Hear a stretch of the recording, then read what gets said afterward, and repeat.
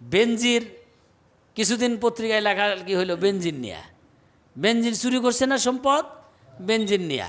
তিন বাহিনীর প্রধান দেশ থেকে সম্পদ চুরি করে নিয়ে বিদেশে চলে যায়, বাংলাদেশের মানুষ না খেয়ে মরে। হজ করতে গেলে 7 লক্ষ টাকা, ভারত থেকে হজ করতে গেলে 2 লক্ষ, পাকিস্তান থেকে 1.5 লক্ষ, আমার বাংলাদেশ থেকে 7 লক্ষ টাকা লাগে।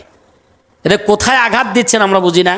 আর দেশের সর্বোচ্চ পর্যায়ে যারা ব্যক্তি তারা চুরি করে দেশ থেকে পালিয়ে গেছে, তাদেরকে শাস্তি দিতে যা যা করা দরকার তাই তাই করতে হবে। কথা বলেন ঠিক কিনা? এগুলো না করে তিন বাহিনীর প্রধান দেশ থেকে সম্পদ চুরি করে নিয়ে বিদেশে চলে যায়, বাংলাদেশের মানুষ না খেয়ে মরে।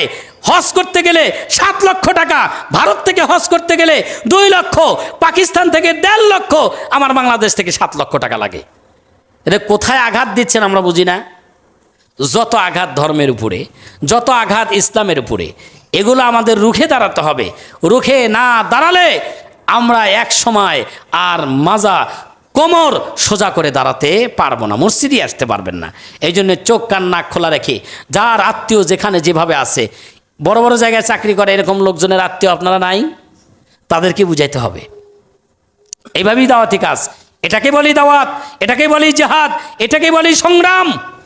সংগ্রাম শুধু আপনি তরবারি দিয়ে না, যারা বড় বড় জায়গায় পদে বসে আছে তাদেরকে আপনি বুঝাবেন, ভালো করে বুঝাবেন, তারা বুঝে এগুলার প্রতিকারের ব্যবস্থা করবে। আল্লাহ পাক আমাদেরকে সহি বুঝ দান করুন, বলুন আমিন।